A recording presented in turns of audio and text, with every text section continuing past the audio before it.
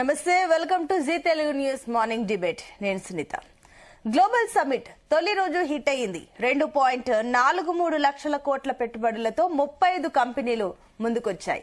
తొలి రోజే పెట్టుబడుల వరద పారడంతో అటు రేవంత్ సర్కార్ అయితే జోష్ లో పెరిగింది. ఇక బడా సంస్థలతో చారిత్రక ఎంఓయూలు కుదుర్చుకున్నారు. అయితే సమ్మిట్ కు దిగ్గజాలు రాలేదంటూ అటు విపక్షాలు కూడా విమర్శిస్తున్నాయి.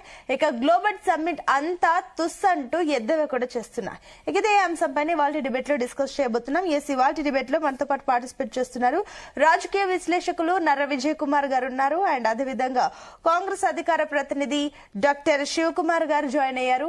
అండ్ అదేవిధంగా బీజేపీ అధికార ప్రతినిధి వెంకటరెడ్డి గారు జాయిన్ అయ్యారు. అందరికీ వెరీ గుడ్ మార్నింగ్ అండి. నమస్తే. ఎస్, శివకుమార్ గారు మీతోనే స్టార్ట్ చేద్దాం. సమ్మిట్ సక్సెస్ అయ్యిందని మీరు 2.43 లక్షల